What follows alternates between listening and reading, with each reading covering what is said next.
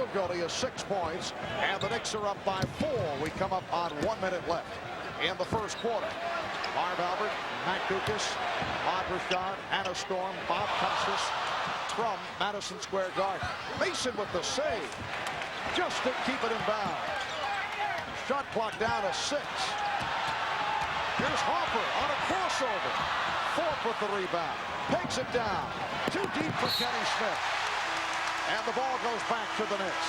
Where were you and I headed when Mason started coming to midcourt?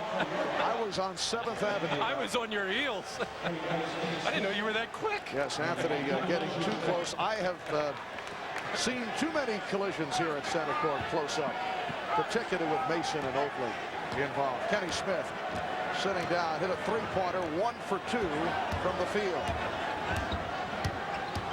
Carl Herrera, Sam Cassell have checked in. Good play by Ori to knock it away. Here's Cassell feeding Herrera. The basket will count, and the foul. Well, Charles Smith not protecting the basketball as Robert Ori reaches in and starts yet another fast break for the Houston Rockets. That's their 5th point on the break, as they have made a concerted effort, the Rockets that is, to run as much as possible. They should run. They are very quick. They have a good defensive rebounding team, but they are not committed to it, and they don't do it all the time. And really throughout this series, they've kind of been sucked in by the Knicks to play that slow down type of game. And that was the first free throw of the game. Hubert Davis called for the foul. Half-minute left in this first quarter. The Knicks 22, Rockets 21. Auburn now guarded by Cassell. Off the spin, he almost lost him. Ewing. Rockets wanted a traveling violation. Ball knocked out of bounds. Last touch by the Rockets. Rockets going to their little trap after the free throw. That's the 2nd time they've used it in the game, and it takes the Knicks out of what they want to do, breaks up their timing, and disrupts a little bit. But Ewing almost got a good shot on that play. Shot clock at 5. Mason for Ewing. Davis gets inside. 5 seconds to go in the quarter. Herrera off the intercept. Cassell checking the clock. After 1, the Knicks 22. State Mason in time for the playoffs. We discussed this with Pat Riley. The Anthony Mason situation was a real critical point for our team, and not from the standpoint that that Mace, was suspended. And it really wasn't about that. It was about, bringing him back to the team. I did not want to hold the team hostage. Patrick Ewing, Charles Oakley, the veteran players that wanted to win a championship. I did not want to hold them hostage to a disciplinary decision that could really cost them the manpower that we needed to win. And Matt, that was the first time that Pat Riley had ever suspended a player in his 12 years of coaching in the NBA. Well, I think it was time that he felt it was time to send a message not only to Anthony Mason but to everybody else on the ball club, but showed that he does listen to other people and was not always looking to control everything. He let his players help make the decision of bringing Anthony back. Patrick Ewing with the follow. That's his 3rd field goal. He's 3 of 7, 6 points. Second quarter just underway. Knicks lead 24-21. Mario Elie has come on for the first time for the Rockets. Cassell throwing in a crowd. A bad pass picked up by Ewing, then he lost to Cassell. Open shot for Cassell. Sam Cassell now having a discussion with Carl Herrera about that last errant pass, which is not appreciated by Herrera. Greg Anthony on the floor for the first time. He and Hubert Davis at the guards. Charles Oakley, Patrick Ewing, and Anthony Mason up front. They're doubling up on Ewing with Elijah Watt getting a rest on the bench. Here's Anthony. Ewing with a spectacular windmill stuff.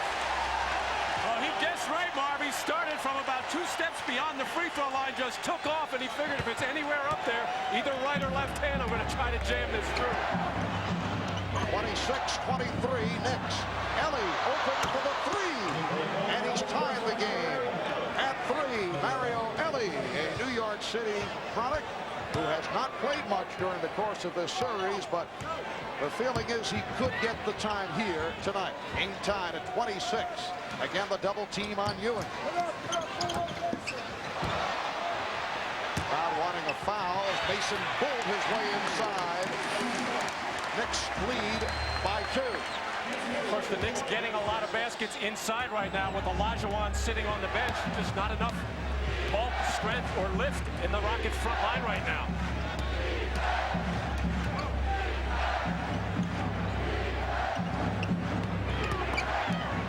Cassell for Herrera. And a good shot by Carl Herrera over Patrick Ewing. He's tied the game at 28.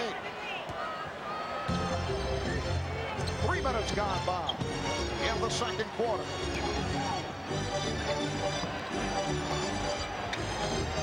Ewing. Come on, down.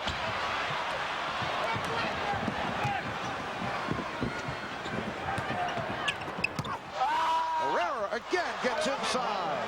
And Carl Herrera, who had the outstanding game in the opener of this series, is now 3 of 3 from the field off the bench for a quick 7. I think Pat Riley's waiting for a TV timeout here. Really, Patrick Ewing is tired right now, even though he had a couple of follow-ups. I noticed he was breathing heavily, leaning over, pulling on his shorts. Probably needs a breather. Mason. Game is tied at 30. Rockets in the midst of a good spree. They've hit their last 4 shots. Cassell. Rebound hustle down by Anthony. Mason saw the opening. Again, Anthony Mason realizes there's nobody except maybe Robert Horry who can get up in the air and knock his shot away, and he's using his body very nicely to get easy little baby hooks. 6 points for Mason, and the Knicks are up 32-30.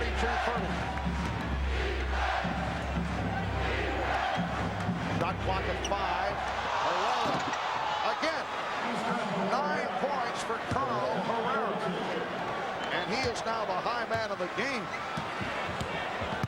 The game is tied at 32, and the Knicks take a timeout. Off this shot and miss by Greg Anthony, Patrick Ewing took off from just about the foul line. They're ready to go up with either hand, and he has to reach back with the left to follow it in. Carl Herrera has entered this game with a first 9 points in 4.5 minutes. Carl Herrera, the first Venezuelan to play in the NBA. He had been a star on the Venezuelan national team. They do get these games on television in his home country, Venezuela. We asked Carl, has he heard from friends and family in Venezuela?